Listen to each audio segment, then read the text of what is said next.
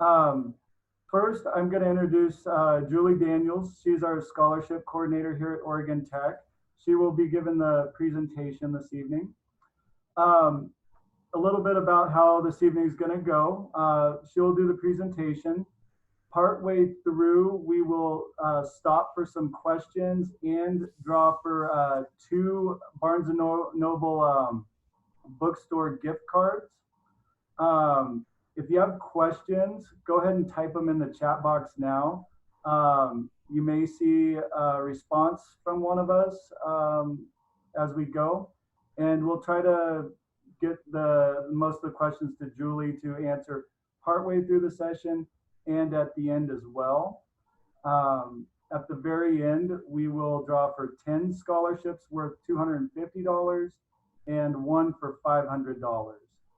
So you'll have to wait till the end to see if you win or not. Also, please use your full name on the login screen. Otherwise, we won't know who you are and be able to award you a scholarship if you win. So at this point, I think I will turn it over to Julie to give our presentation. Great, thank you, Jake. As Jake said, my name is Julie Daniels. I'm the scholarship coordinator here at Oregon Tech. I just want to thank all of you for joining us tonight. I wish the circumstances were a little bit different and we could actually be together in person. But since we can't, I'm glad for the technology that allows us to still connect tonight. So yeah, thank you again for joining us. So I just wanted to let you know what we're going to be covering tonight. We will be talking about where to find scholarships, first of all. We'll also talk about Oregon Tech's different scholarship programs that we offer, how to spot a scam as far as scholarships go, and then finally, how to actually strengthen your scholarship application. At the end of the presentation, as Jake mentioned, we will do a scholarship drawing, and then if there are any additional questions as well, we'll have time to answer any of those. So we have quite a bit to cover, so let's go ahead and get started here. So first of all, finding scholarships. So this slide here gives you kind of an idea, a general guideline for prioritizing your time when it comes to applying for scholarships. One of the big pieces of advice I'd have for you is to look beyond the web.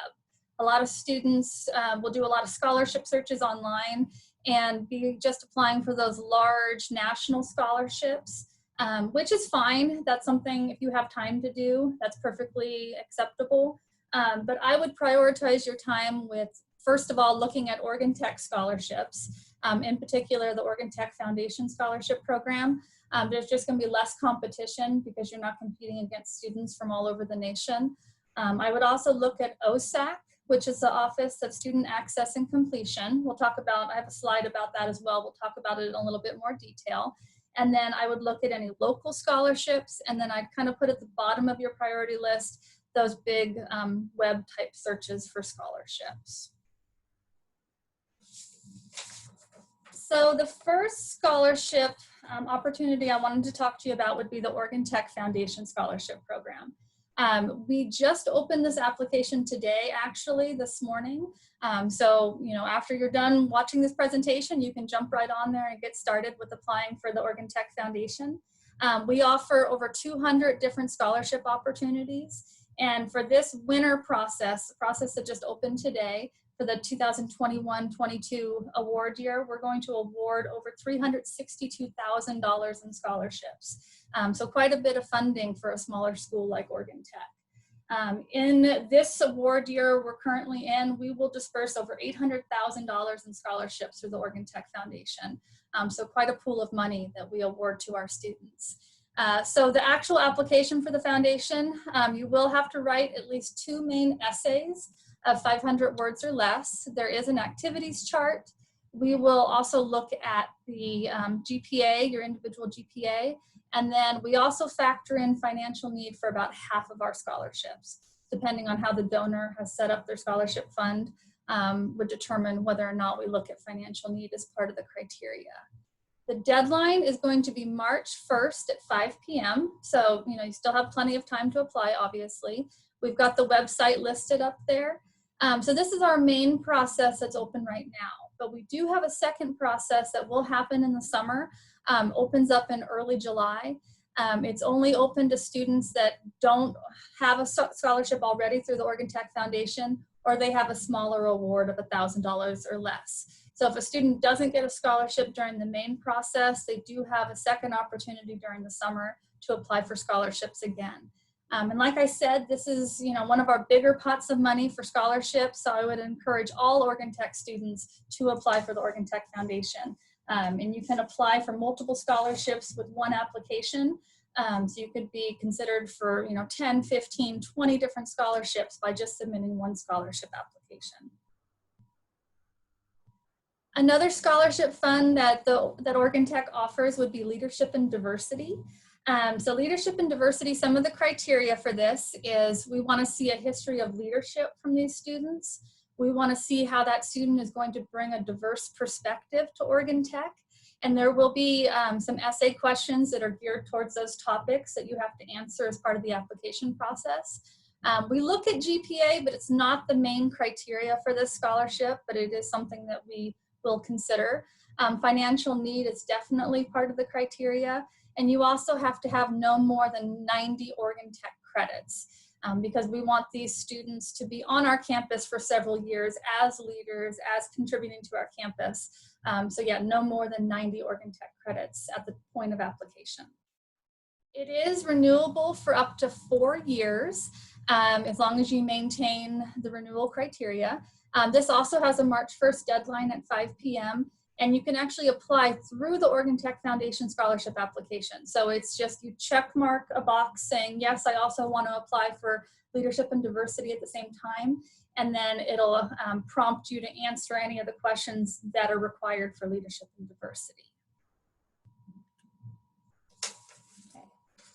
So you also want to check out our Oregon Tech scholarship webpage. So we will list any of our institutional scholarships that we offer. But we'll also have some outside scholarships that'll often be linked there.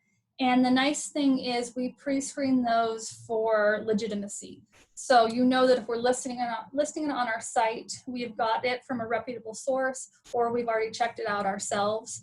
So you can feel free to apply for any of the scholarships that are listed there. You also want to check with your academic department. So, there could be scholarships geared towards a specific program that even us in financial aid may not know about through different organizations that may be affiliated with your career path. So make sure that you're talking with your academic advisor, just asking, are there any scholarship opportunities that you're aware of that I should be applying for?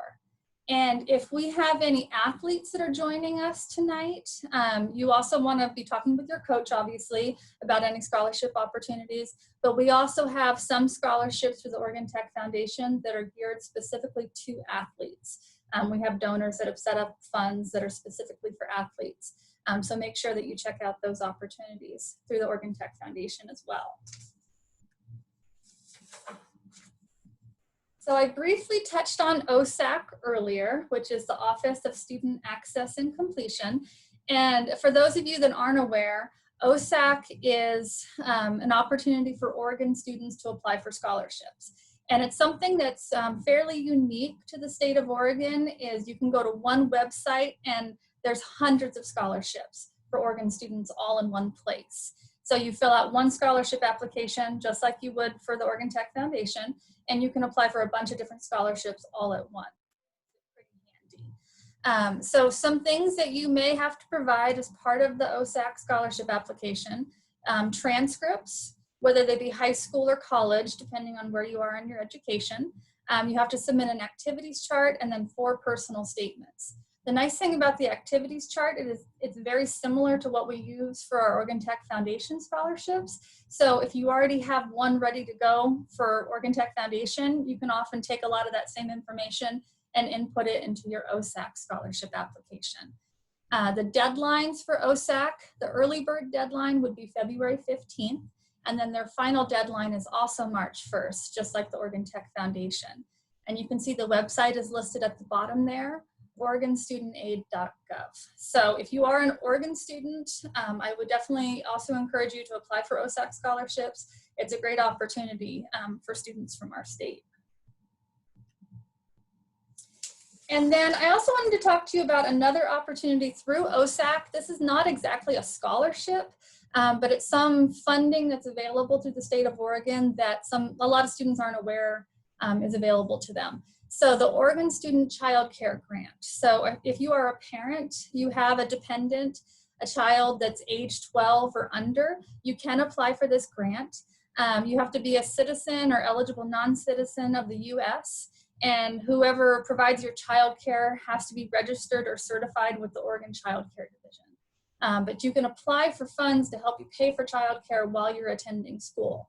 The deadlines for this, for the 2021-22 award year, that application will open in January. And then the deadline for it is going to be May 31st, 2021. You must submit the child care grant application, and you also must file your FAFSA by that same date. But if you are a parent, you have any friends that are a parent that's struggling to pay for childcare while you're attending school, this is a great opportunity that everyone's just not aware of. So some other sources of where to look for scholarships. Your high school. So even if you have already graduated high school, even if it was multiple years ago, you can still check in with your high school, maybe your guidance counselor, because they may be aware of some scholarships that are only for students from that local area. It may not be that you have to have just graduated high school, you just have to be from that certain part of the state or part of the country. So start there. You can also ask family and friends. They may be aware of scholarships, you know, maybe through their employer or through, you know, some sort of local source. So just be asking questions all the time about what sorts of scholarships are out there. You can check with any organizations that you and your family have been involved with, Lions, Masons, Rotary, all those different types of organizations will often offer scholarships, and you may not be aware of them unless you ask. You also want to check with employers. So maybe your own employer, you know, even McDonald's, Burger King, they will often offer scholarships. But also check with your parents' employer. You know, some different employers will offer scholarships for dependents of employees. I've seen multiple students here at Oregon Tech get scholarships through that sort of funding. So just be asking lots of questions, be asking, you know, different people you know, different organizations, if they offer scholarships and how you go about applying for them. And those local ones, like I said earlier, they're just going to have a lot less competition than you're going to find with the more national scholarships that you're going to find through searches online. So those are going to be just a better opportunity for you. So last on our list of priority are those bigger type search engines. So a scholarship search site is basically a search engine for scholarships. So I've got a few listed here: FastWeb, College Board, scholarships.com. Those are some of the, you know, the more popular search engines that you can use. If you go to our scholarship website on the Oregon Tech Financial Aid webpage, you can also find these linked there as well as a few other resources too. You want to obviously look for no-fee sites. They shouldn't be charging you anything to use their search engine to look for scholarships. And be prepared that you probably will need to complete a profile in order to start on their search engine. Don't give any information that you're not comfortable providing though. For example, they shouldn't be asking you for your social security number. There's no reason that you would need to provide that in order to apply for scholarships. So just watch out for scams like that where they're asking you for information that you're not comfortable providing. And a little bit of advice to students when they are applying for a lot of scholarships, especially on search engines like this.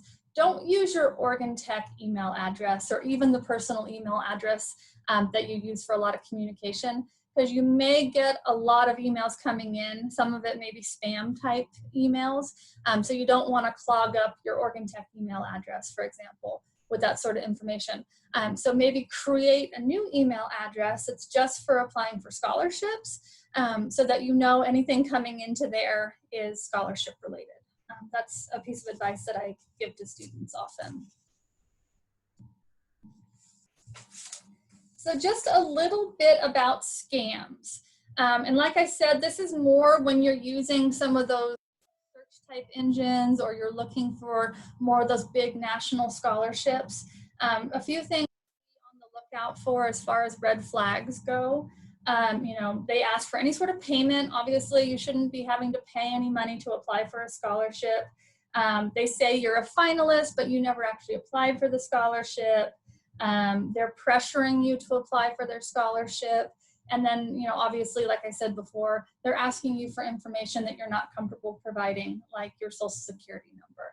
So any of those things would throw up a huge red flag, and I would be very wary of applying for their scholarship. Okay, so I think we're going to take a little pause here and see if we have any questions from the first part of the presentation. And then I believe we're also going to do our gift card raffle for the bookstore gift cards. We do have questions from the chat, Julie. So some of them we've answered a little bit, but we'd love to repeat them just so everyone can hear some of the great questions and benefit from some of the information. So one of the first questions that was asked is with the foundation scholarships, the Oregon Tech Foundation scholarships, is there any benefit to getting your application turned in prior to the deadline? Or do we just try to meet that March 1st deadline?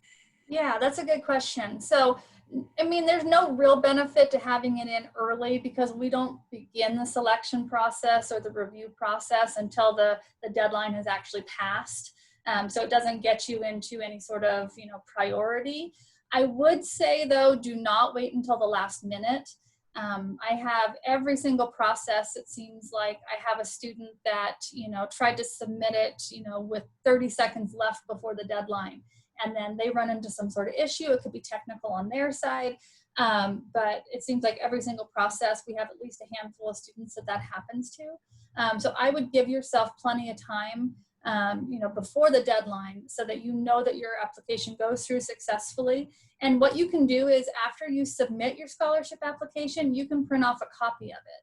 So you can go back through and make sure that everything looks the way that you wanted it to, that you didn't, misenter some information or forget to attach your essay for one of the questions, for example.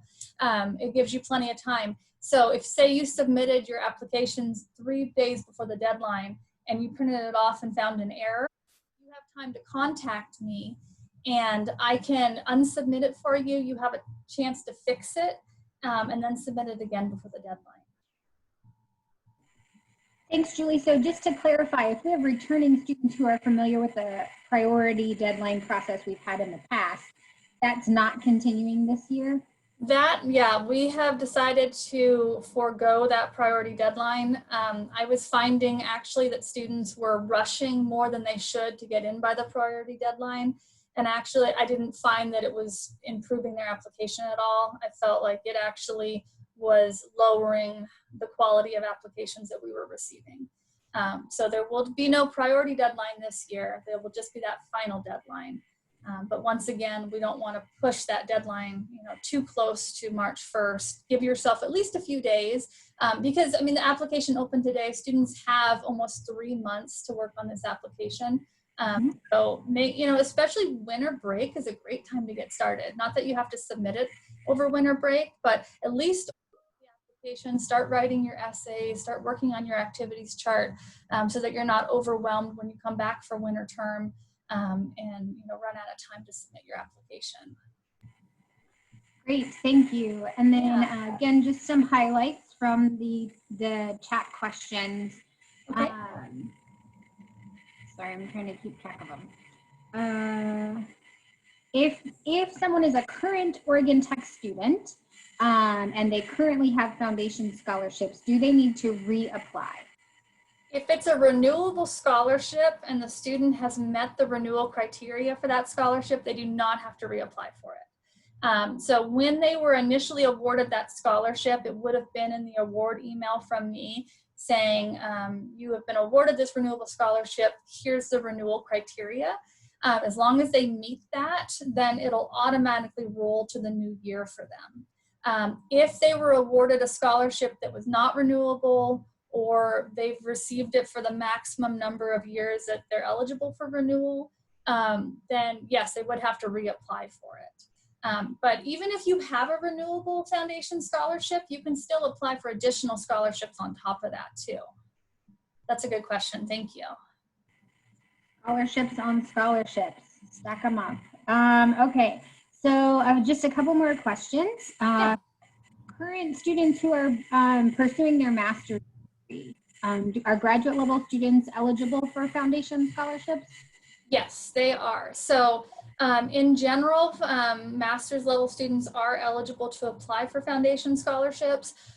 You know, obviously it's up to the individual donor to determine what the criteria is for their scholarship.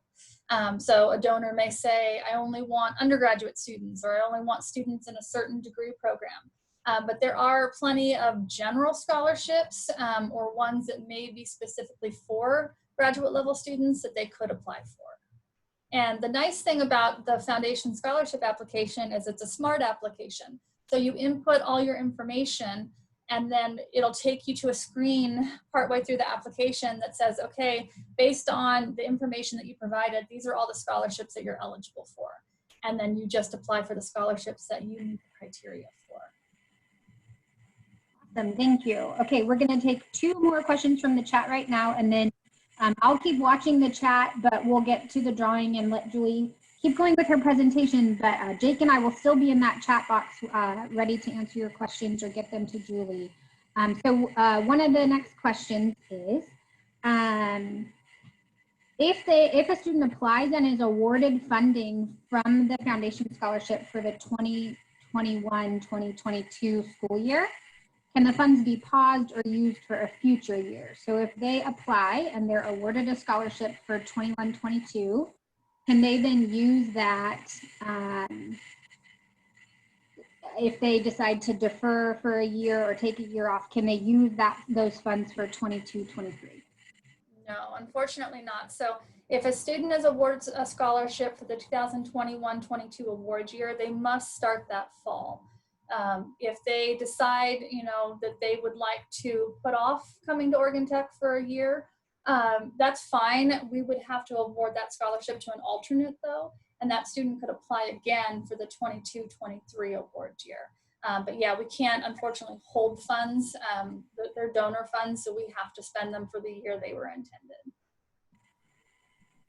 Okay, and then for the foundation scholarships, how recent do you think, or Julie, what's your recommendation for how recent the activities need to be? So it has to be from the last 5 years. So yeah, any activities couldn't have ended more than 5 years ago. It's okay if it started more than 5 years ago, but it can't have ended more than 5 years ago. And I mean, that's true for the Oregon Tech Foundation. Other scholarships may use a different date. So I've seen some scholarship applications say it must be from the last 3 years. I've seen some that say 10, but for the foundation in particular, it's the last 5 years.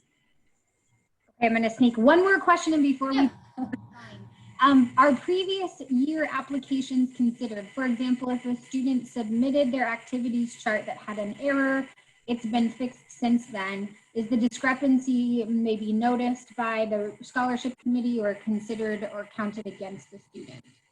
No, yeah. So every application process is unique, and it's very unlikely you would have the same reader even that would be reviewing that activities chart, and they're not going to be comparing one year to the next. So as long as it's been fixed and it's accurate on that new application, I wouldn't worry about, you know, if you had something incorrect on a previous year application. We're only going to be looking at this year's application that you submitted.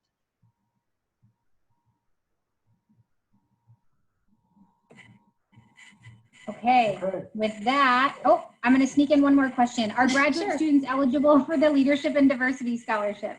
Are graduate students? Yes. No, unfortunately not. You do have to be an undergraduate student for Leadership and Diversity. Okay, so with that, I'm going to hand it over to Sarah, I think, to do our first drawing for bookstore gift card. Oh, it talks to me. Thank you, Holly. All right, Jake, I just want to confirm, are we pulling for 2 gift cards? Two gift cards. Okay, Barnes and Noble bookstore gift cards for $100 each. And then we'll do the scholarships at the end. Awesome. Okay, so I have 2 names in my hand. I apologize now if I do not say your name properly. The first one is for Raf Camry. I'll even hold it up to make sure I'm saying it correctly. And the next one is for Megan Pamperin.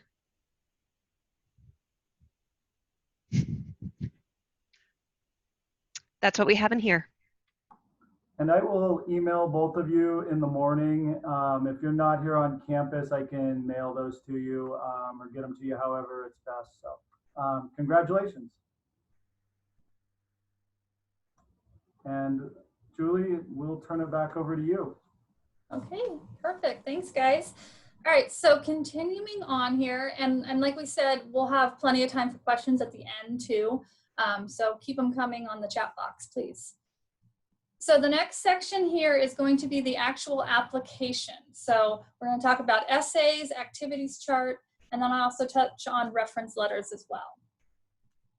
So getting started. The first piece of advice I would give you is apply early and apply often. So obviously the more applications that you submit, the greater your chances are of receiving a scholarship.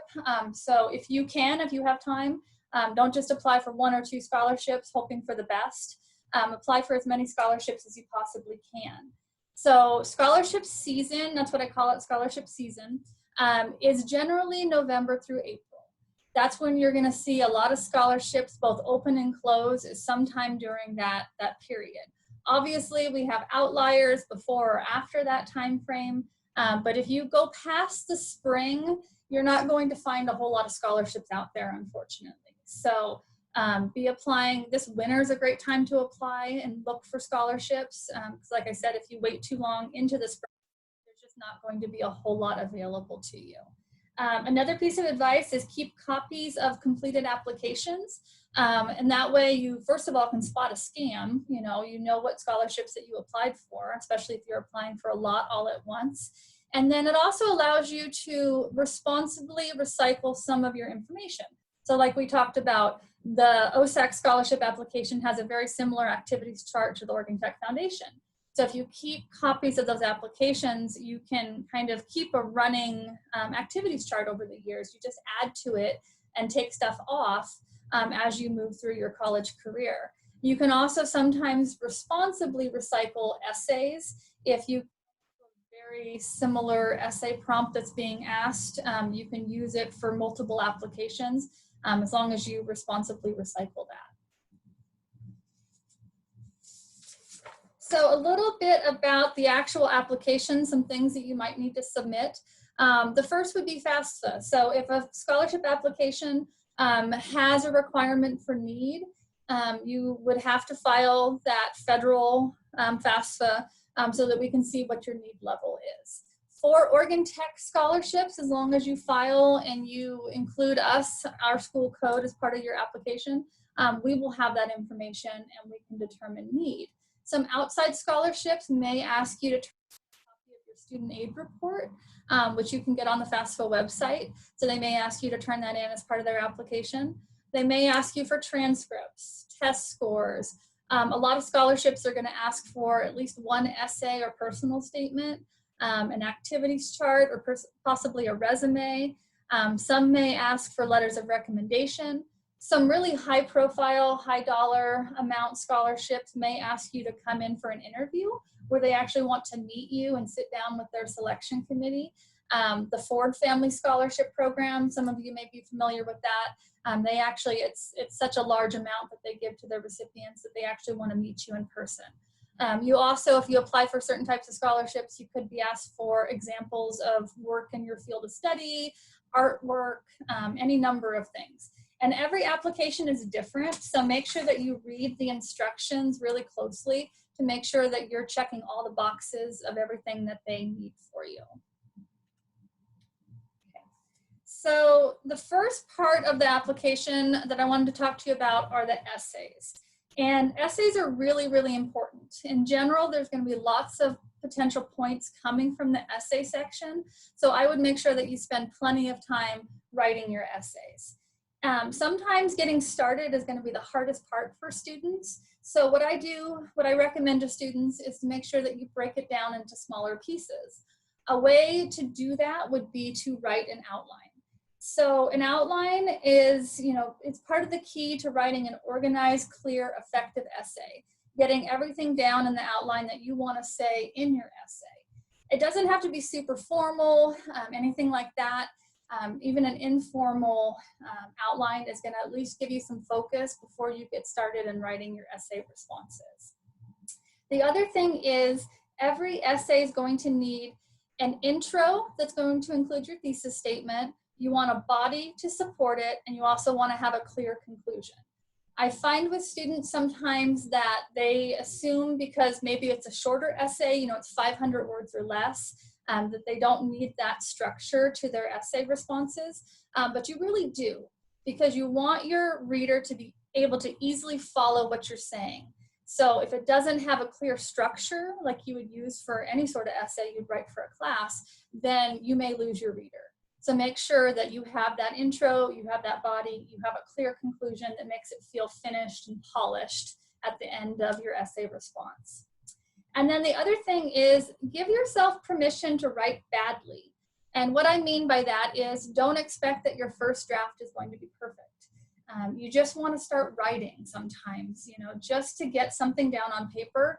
And that way you aren't struggling so much with writer's block. When I was a student, what I found was helpful is I didn't write as well when I was on the computer. I felt like my thoughts just flowed a little easier if I sat down with a pad of paper and a pen.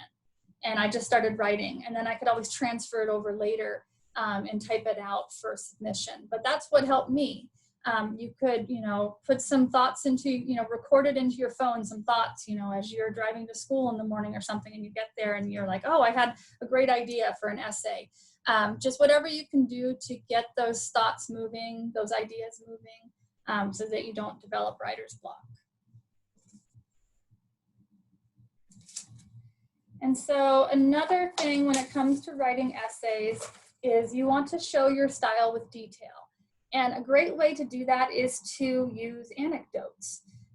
And so, an example of this would be not just mentioning that you always wanted to be a nurse, but explaining to the reader how you were inspired by an amazing nurse who cared for you in the hospital as a child. Don't just tell them about your acting awards that you earned in high school. Show them how the stage helped you conquer your shyness as you got older.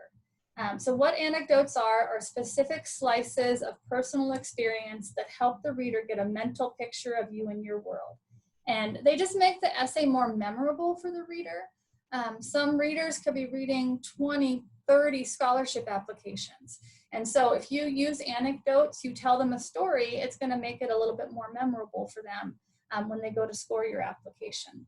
And so these are just a few examples up here of what would be considered a bad, a bland, and then a better anecdote. So I'll just read a couple of these to you. The first one, my family was a big influence on me. A bland example of that was, I saw how hard my family worked to ensure that I did well in school. Well, it's a little bit better than the bad anecdote, but even better would be, my mom used to pass out math worksheets to keep me occupied on the long drive to see grandma, and then grandma would grade them. And what that does is you start to form a picture in your mind of that student in their world. And you're not just telling them that your family was a big influence on you, you're giving them specific examples of how that is. So another example would be, I have integrity. A bland example of that would be, I tried to discourage cheating when I worked as a tutor. A better example of an anecdote would be, when I tutored in geography, I noticed that a student was drawing a map on his hand before a test. I confronted him about it. So again, you're not just telling the reader that you have integrity, you're showing them. You're giving them a specific example of that integrity. And so if you can find a way to sneak in a few anecdotes into your writing, like I said, it's just writing that much more interesting for the reader.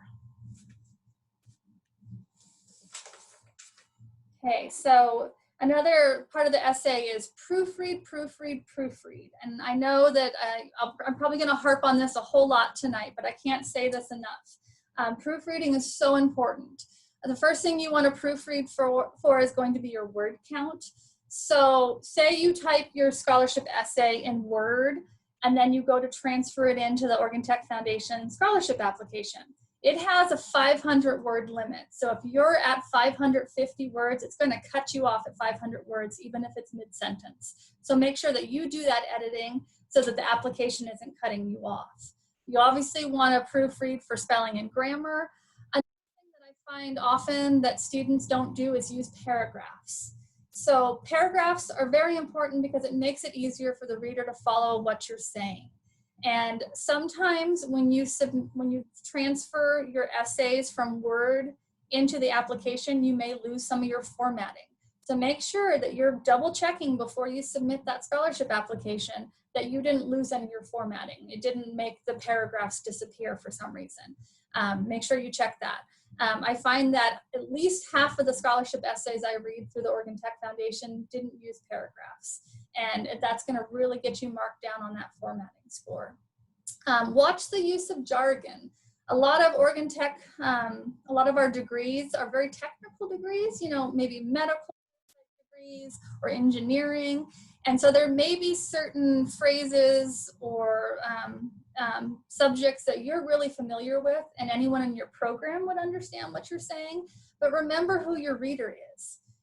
They could be, you know, an 85-year-old retired English teacher. They could be anyone from the community or someone on campus that's not familiar with your program. So make sure what you're writing makes sense, not just to you, but also to your reader. The other thing is you want to ask for help. You don't want just your set of eyes looking it over. You want to have at least one other set of eyes checking for any errors. You know, obviously they want to help you proofread for spelling and grammar, but you also want to have them proofread for your content. And you don't want to accept, you know, from that proofreader that it was great. Ask them some follow-up questions. Things like, was I clear in what I was trying to say? Would you understand the essay if you knew nothing about me? Was it positive? Is there anything I can improve upon? Ask them some follow-up questions to see if you can get some additional feedback. Another way to proofread is to read it out loud to yourself. Sometimes you'll catch errors that you may not just reading it in your head, but actually reading it out loud to yourself.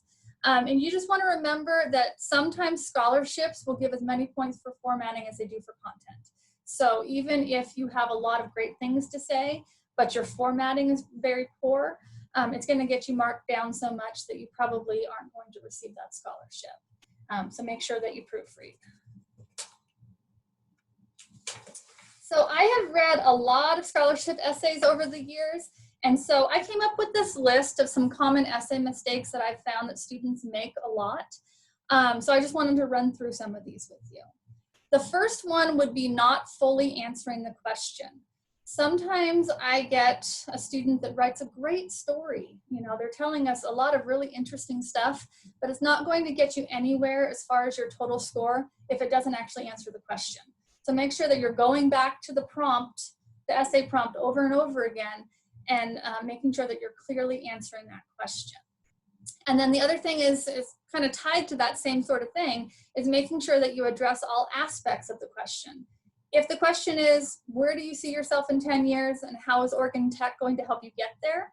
You don't want to spend 90% of your word count answering just the first part of the question and then trying to squeeze in a couple sentences at the end to address the second part of it, or not even addressing it at all.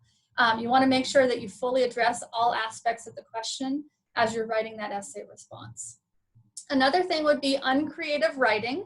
We kind of already touched on this, but you want to use examples, you want to use anecdotes, you want to keep your reader engaged, otherwise you might lose them. And once again, you don't want to just tell them who you are, you want to show them with specific examples and anecdotes. Another thing would be not telling your story. You want to remember that a lot of scholarship applications are blind processes. This reader may not know anything about you. and only you can tell them why you're a wise investment for this scholarship. And you're going to do that through your essays, through your activities chart. You're going to show them why you're such a wise investment for them and who you are. Another common essay mistake would be falling in love with your first draft. And once again, we kind of touched on this already. But once you get your first draft written, I would recommend giving yourself at least 24 hours before you look it over again. Don't just hit submit because you finished that first draft and submit your scholarship application. Let it sit for at least a day and then come back to it with some fresh eyes and see if there's any improvements that you can make to it. And then once again, I know I've harped on this over and over again, but not proofreading thoroughly. Even a few typos or grammatical errors are going to be a huge deal when you are in a very competitive process for scholarships. You're going up against a student that may not have had any grammatical or other errors. So make sure that you're proofreading as much as possible. And don't just rely on spell check. Spell check's going to catch some stuff, but it's not going to catch everything. So that can't be your only backup, is using spell check. You want to use your eyes, use a trusted proofreader's eyes to look it over before you submit it. Finally, using too many Y words. And what I mean by that is very good can become excellent. Very nice becomes delightful. Definitely true becomes obvious. That makes your writing more interesting, first of all. And then also you're going to save on your word count. If you only have 500 words to respond to that essay prompt, saving a few words here and there could really benefit you. And once again, it just makes your writing sound more polished if you get rid of some of those Y words.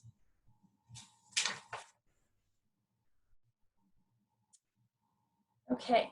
So that was essays. I know I had quite a few slides about that, but I wanted to transition now into the activities chart. This is another part of the application that a lot of scholarships are going to have you submit.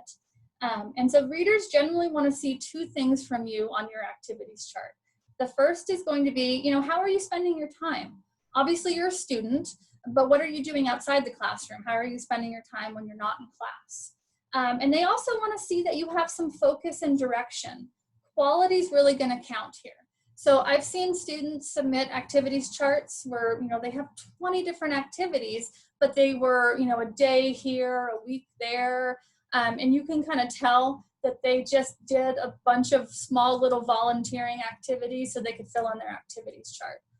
Which is fine, but you're going to get a lot more points, a lot more quality points from your readers if you can show why you're dedicated to certain types of activities, why it matters to you. That's going to get you more points. You also want to think resume. So you have limited space, so you want to be concise, and you want to use action verbs. Things like you led this project, you managed it, give them some action verbs to explain, how those activities, what those activities were. You also want to focus on the transferable skills. So, things that you're doing, the activities that you're involved in college, how are those going to translate to the real world?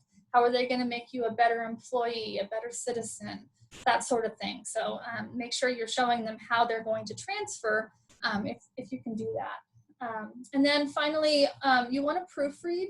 Obviously you can't always use complete sentences when you're submitting your activities chart, but typos and misspellings are still going to be really distracting to the reader. So make sure that you go back through your activities chart and you don't have any misspellings, any typos, anything like that. You want to be sure to check for as well.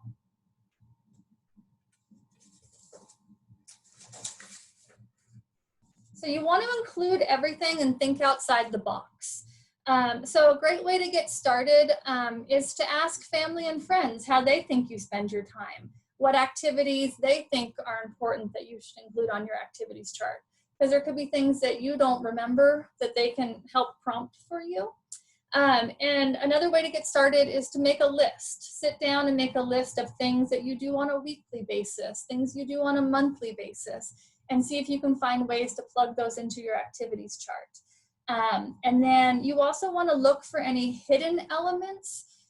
So an example of a hidden element would be you go to church every week, but you volunteer in the children's ministry once a month. That would be a volunteer activity that you could include on your activities chart. Or say you go to grandma's house every weekend, but you show up early and you help to mow her grass or to clean her house. That would be a family activity that you could include on there. So make sure you're looking for those hidden elements, especially if you're struggling to fill in your activities chart. Try to think outside the box just for some activities that you do, even if it's only once a month, that's something that you can include on your activities chart. And then you also want to note, obviously what's pay versus volunteer. Is it employment or is it community service? And then you want to note if you were just a participant in something or if you had certain responsibilities. So if you were a manager, or if you led the canned food drive, you were responsible for, start to finish that canned food drive. Make sure that you explain that to us on your activities chart. So this is just an example I wanted to show you of an activities chart. So for this student, they were involved in Honor Society was their activity. And you can see they were involved for multiple years, and you can see the list of their responsibilities. So they took this one rather large responsibility and tried to cram it all into one line item. So I would say this is not enough detail. They didn't give us enough information to get as many points as they may have gotten from their reader if they didn't try to cram it all in together with one description. So this is that same student, same activity even, Honor Society, but they broke it up into 7 different line items, which is fine. You could do this if you didn't have a lot of activities that you can put on your activities chart. But for most students, this is just too much detail because you're just going to run out of room. For example, with the Oregon Tech Foundation, you can only have 20 activities. So if you took every activity and did this much detail, you're going to run out of room really quickly. So I would say this is just too much detail. So this last activities chart, once again, it's going to be the same activity, but this is just about right, because what I like about this activities chart, or this activity that they put on their activities chart, is they gave us the highlights. So they showed us that they were Honor Society president and the responsibilities that entailed. They also showed us the years that they were Honor Society treasurer and the years that they were a member in general, and listed each of those responsibilities separately. And then they also showed us that they were, part of the annual Honor Society food drive, which they organized. They were the chair for 2 years, so that's an important part of what they were involved in while they were part of Honor Society. So this is just about right. It gives us enough information, and it gives us the highlights of what they were involved in. Okay. So the next section of a scholarship application that you may be required to submit would be a recommendation letter. So first of all, who do you ask for a recommendation letter? Some common people that you would ask would be instructors, supervisors at work, or respective community members like clergy or something like that. Who do you not ask? I would not ask family or friends for a recommendation letter. I do see this sometimes. I've seen moms and dads write recommendation letters for their students. And hopefully mom thinks you're awesome, but that's not really what we're looking for when we want to see a recommendation letter. We want someone that knows you in an official capacity, whether that be as a student or an employee. That's really what they're looking for when they ask you for a recommendation letter. So give yourself plenty of time to find a recommendation letter so that you're not rushing at the last minute and having to ask your roommate to write you a recommendation letter. Okay, so some things that you may need to provide for your reference. If it's a scholarship with really specific criteria, you could tell your reference, what that criteria is, so then maybe they can kind of write their recommendation letter geared towards those sorts of topics. Also provide your resume. You know, you may know this person in a certain capacity, but there may be parts of your life or accomplishments that they're not aware of because that's not part of your relationship. So make sure, you know, if you need them to have some talking points, provide a copy of your resume for them. If it's a form they need to fill out, you would provide that form to them. You want to give submission instructions. You know, how do they submit that recommendation letter? Is it done online? Are they supposed to do it somewhere? You know, exactly how are they supposed to handle that? If they are supposed to mail it somewhere, make sure you give them a stamped, addressed envelope. Make it as easy for them as possible to provide a letter for you, especially because you may come back to them again in the future and ask them to write you another recommendation letter. Another thing you want to do is make sure that you request a personalized recommendation. For example, sometimes we have Oregon Tech faculty submit recommendation letters to the foundation scholarships, but they spend more time talking about the program and maybe how rigorous it is rather than talking about the student themselves.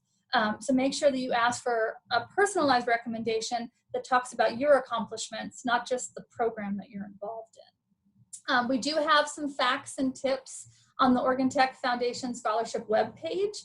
So if you go on there, it'll give you more information about recommendation letters, and it actually shows how we score recommendation letters if you want to provide that to your reference, so they have an idea before they write that letter for you.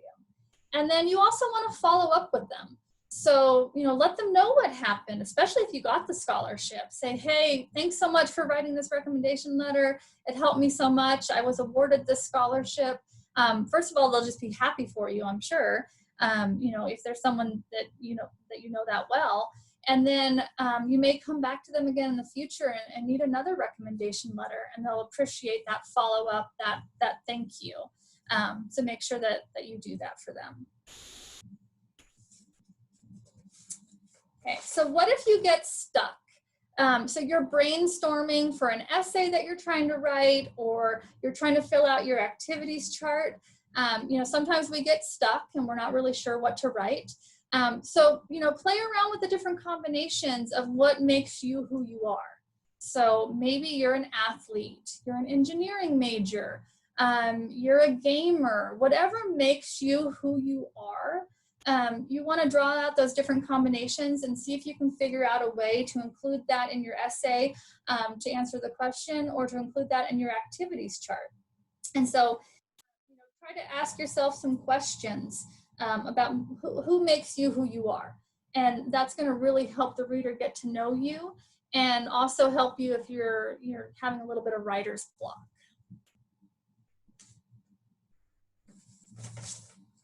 So I wanted to share with you a little bit behind the scenes as far as how we score scholarships. So this is the Oregon Tech Foundation Scholarship Program that I'm going to be sharing this information with you about. Obviously, every scholarship is going to be a little bit different. They're all not going to be scored exactly the same, but this is the scholarship that I'm most familiar with. And it just kind of gives you a little peek behind the scenes of what happens after you submit that scholarship application. So for the Oregon Tech Foundation, what we do is we have 3 readers that score every application. So if you submit a scholarship application, 3 different individuals are going to read that application. And they can be from all walks of life. So we could have community members, we have faculty, we have staff. They all receive training, but it could be any number of people that are reading your scholarship application. And it's a blind process. They don't know who the applicant is. So the first thing we score on is going to be GPA.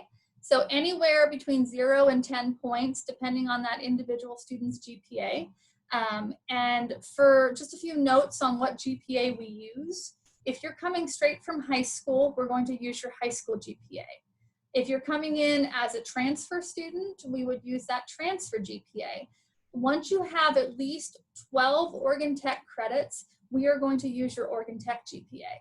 And so this is kind of a relief for some students that maybe didn't do so well in high school, or they had a tough couple years at the community college and they're coming in with not the most stellar transfer GPA.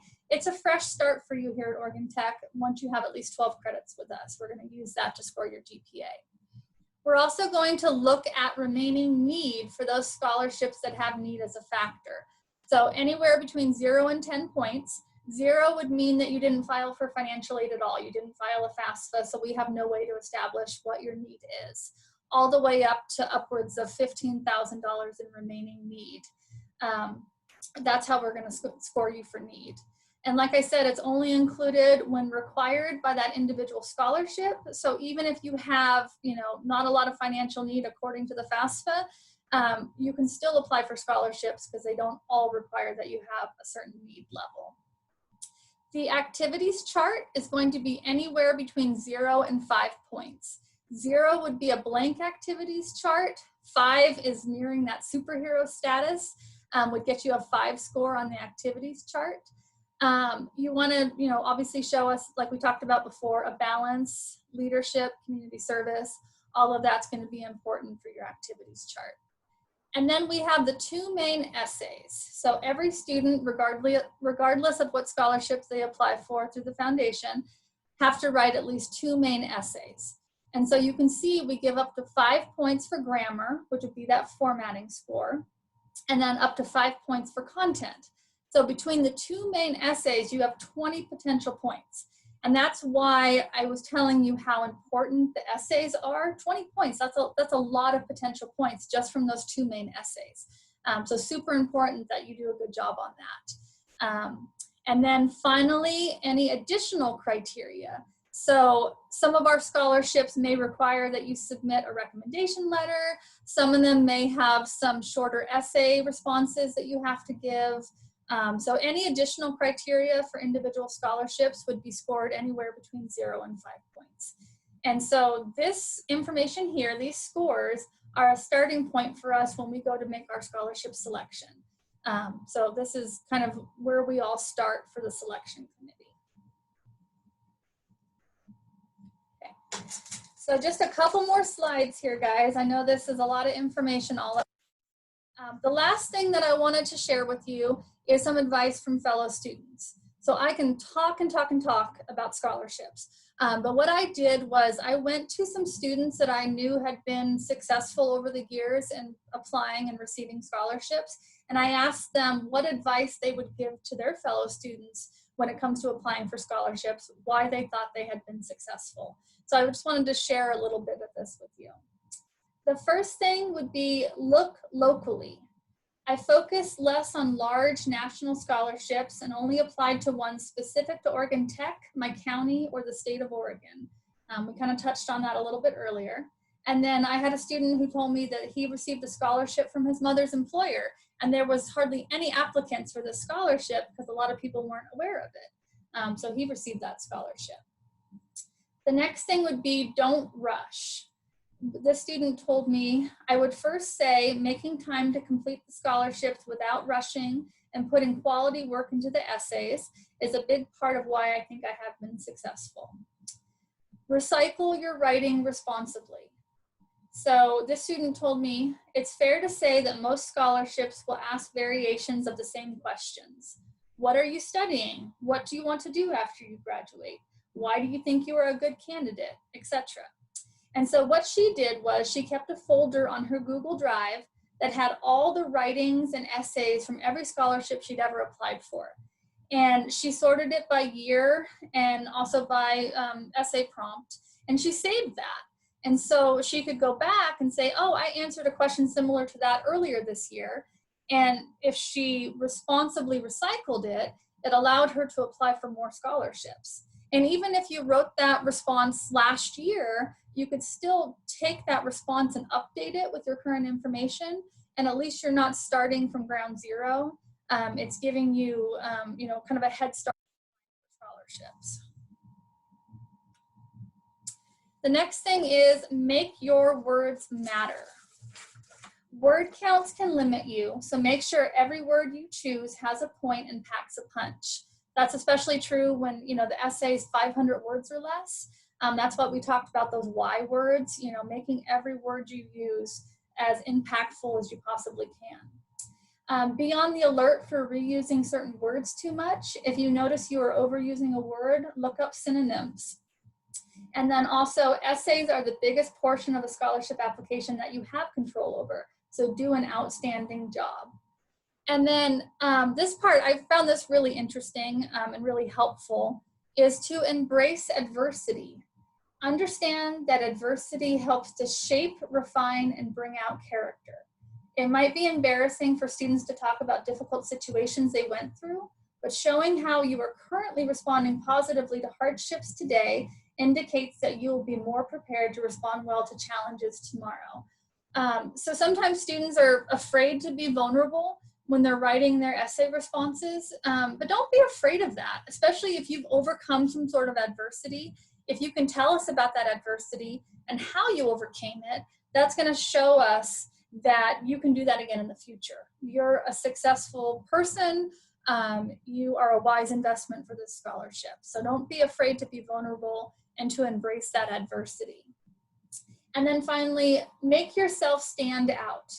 Applicants should complete their applications without any blank spaces and include the things they excel at most. And I find a lot of students will submit their scholarship application and they will leave out certain things or leave certain parts of the application blank. For example, the activities chart.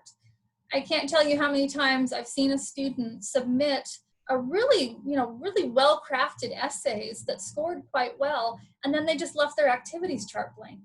And even though it's only 5 points, 5 potential points for the activities chart, when you're going up against students that also have really well-crafted essays, but they spent time on their activities chart, that's not going to bode well for you when it comes to receiving a scholarship, because that's those few points that may be the difference between you and that other student that you're competing against. And then another thing is, a tip this student had is to be personable and genuine. Don't focus on trying to seem like the right candidate for an application, but instead be yourself and answer questions genuinely. So not every student's obviously going to have the same experiences. So don't try to make it seem like you are the fit for this scholarship. Just be your genuine self and let that reader get to know you through your essays and your activities charts. So yeah, I just found that kind of interesting because it's kind of nice to hear from a student's perspective why they thought they were successful in applying for scholarships. All right, guys, I know that was a whole lot of information in one sitting, but I would be happy to take any questions now, and then right afterwards, we'll go ahead with the rest of the scholarship drawings.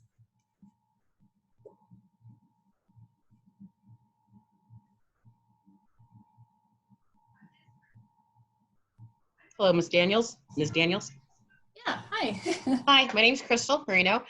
So could you talk a little bit more, just expand on responsibly recycled responses to essay questions? What exactly does that mean? Because it sounds like there's some context within that. Yeah, no, good question. So I found over the years that there's a lot of common themes when it comes to applying for scholarships. You know, where do you see yourself in 10 years? You know, what are your career goals? Things like that.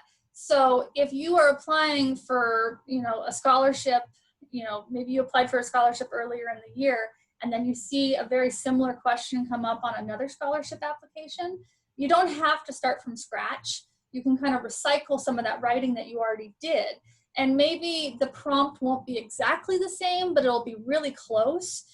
So it at least gives you a starting point for that next application that you're filling out. You can pull up that essay you already wrote and just make sure, obviously, that it's specifically answering the new question, but you might be able to recycle some of what you've already written for a previous application.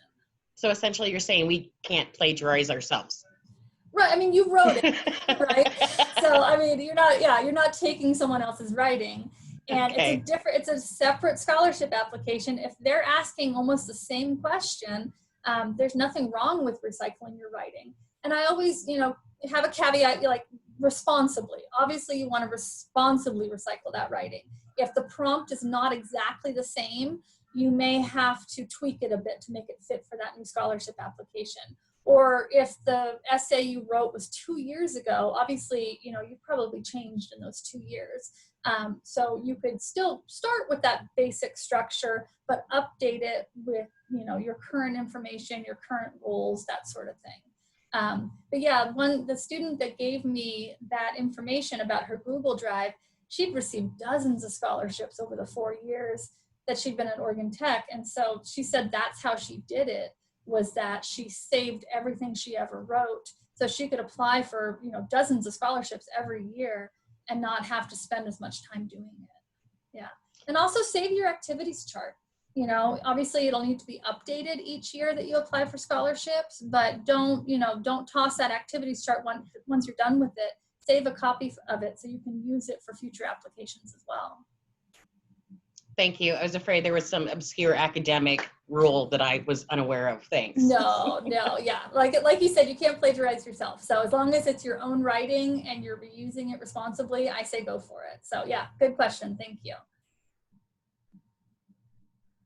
Julie, how many scholarships are we awarding this year through the foundation? There is 135, I believe. Great. Yeah, Miss Dan, I have a question for you. Yeah. Okay, yeah. How do you use a GPA for a new grad student? Because you were talking about, using GPA. So how do you use, someone that already have a graduate degree and is coming for another graduate degree in your school? And, how do you determine which, GPA to use? So you said you have a graduate GPA that you're bringing into Oregon Tech, is that right? Yep. Mm-hmm. Yep. So yeah, we would use that GPA. So that Okay. when you submit to Oregon Tech, the registrar's office would have that information. And so our application for the Oregon Tech Foundation will pull that information from the registrar's office. And that would be the GPA we would use for your application. So it's going to be used the recent one, right? The latest one, right? I'm sorry, what was that? It's going to be the recent one, right? For example, you have a 2 graduate degree and you want to get another one. So in your school, so you are going to use the recent, GPA. Right. So yes, what transcripts that you submit to Oregon Tech, Yes. GPA that the registrar's office calculates for you would be the one that we would use for your scholarship application. Okay, sounds good. Yeah. Thank you. Yeah, thank you. Hey, ma'am, Yeah. I just received some letters of recommendation to start at OIT this past fall. And could I use those again towards a scholarship? I would say if they are specifically for admission, I would go back to that same reference and ask them for one updated for scholarships. Just because some readers down, not just for Oregon Tech Foundation scholarships, but other scholarships, if you can see it was clearly written for another purpose, they'd rather see it addressed specifically for scholarships. Okay. I mean, you could use it in a pinch if you absolutely had to, but I always recommend having a reference letter that's written specifically for the purpose you're using it for. Okay, well, thank you. Yeah, no problem. And if you could have it recent, sometimes I see students submit recommendation letters that are from 2 years ago. If you have a more, it should be within the last year if possible. In the last 6 months, even better. Okay. Yeah. Thanks again. And thank you again, Jason. You're welcome. Julie, we have another question. Are you going to have any events this year as far as readers helping out with the applications? We are trying to figure out how to make that work in these interesting times we're in right now. Normally we would have an event in January where we have, we reserve a room and we have readers come in to meet with students in person to go over their scholarship essays. So I'm trying to figure out a way that we can make that work, hopefully over Zoom. So I'm working on that now. Hopefully I'll have some information for students later this month about that. If we can figure out a way to make that work for us. It would probably have some sort of Zoom meeting scheduled between each reader and each applicant.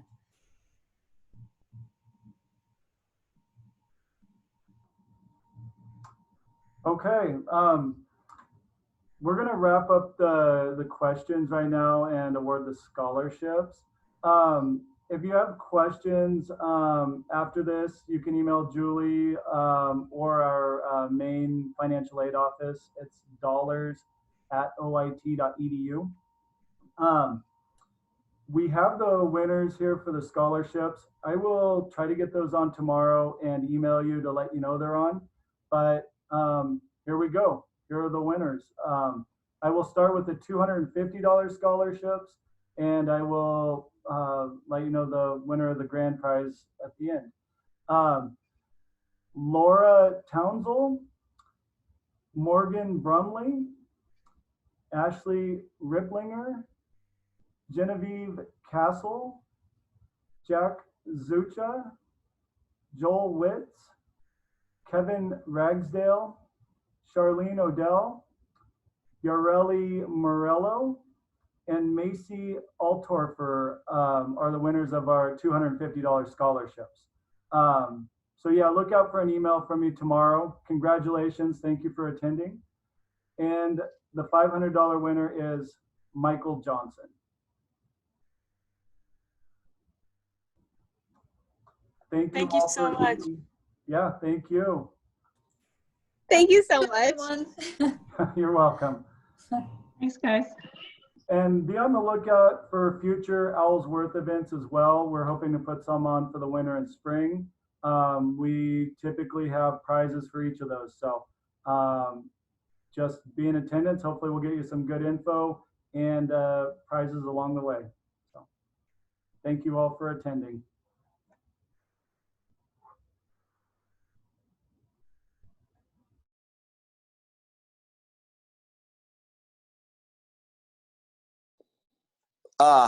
That's crazy. I can't believe I won that.